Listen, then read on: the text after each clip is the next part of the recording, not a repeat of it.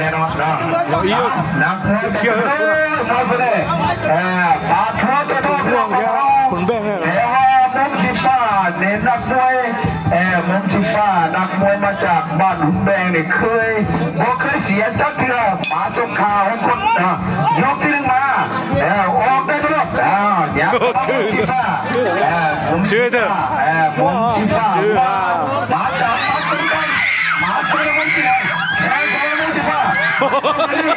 อย่ากำลังเป็นมุมสีแดงมันเป็นมุมสีฟ้ามันต้องเป็นนี่เป็นมวยต้องคุณเป็นมวยต้องคุณอย่างกันมากีฬามวยสมัยแข่งมันต้องเป็นมุมมันต้องเป็นมุมต่อไปมุมสีแดงมุมสีฟ้ามุมสีฟ้าเอาเป็นมุมสีแดงเอาเป็นมุมเสีย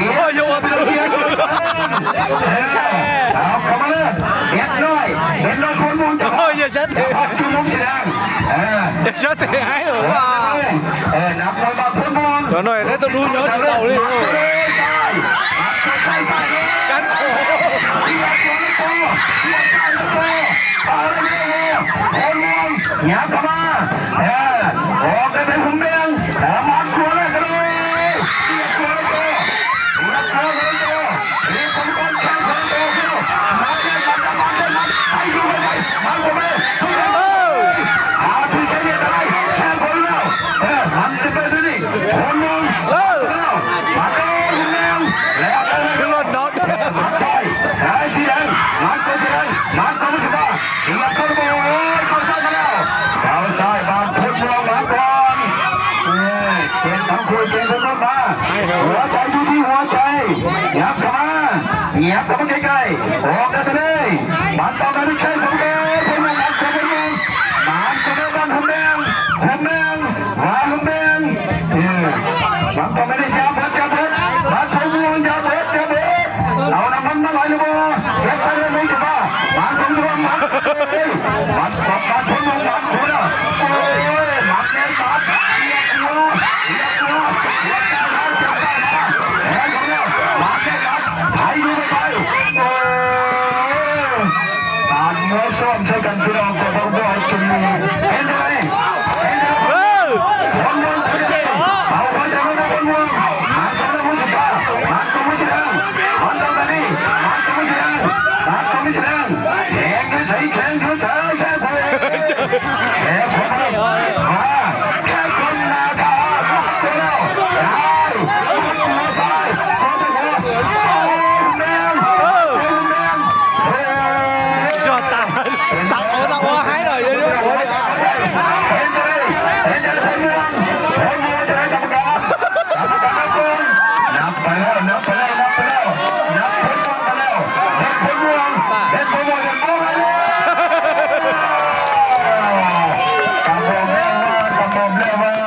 หัวใจเสียมันได้ขอโทษเขาไม่ซึ้งกันแล้วกันนะเอาไม่อย่าขันใจเขาเลยสีมือดีทางใจบอกกำลังมาหน่อยพ่อจอดรถเรืออย่าดึงก้นบอกแล้วให้เกี่ยวกับไม่ใช่ขึ้นอย่าดึงแล้วจังไรจะลุกได้เรากำกับเอาละยันต่อให้การสู้ไปมุมสีฟ้าบอกแล้วว่าหุ่นแดงดวงดีปีนี้นะ ตื่นต่อยหน่อยตื่นเต้นชนะพวกคนแต่ว่านักมวยแบบคนมองอีกก็โชคดีเอานักมวยทำก่อนพี่น้องของเขานะขอจะทำให้เป็นกำลังใจกันทีละเด้เอากรรมการไปเยอะอย่าไปเยอะแล้วสนั่นน็อต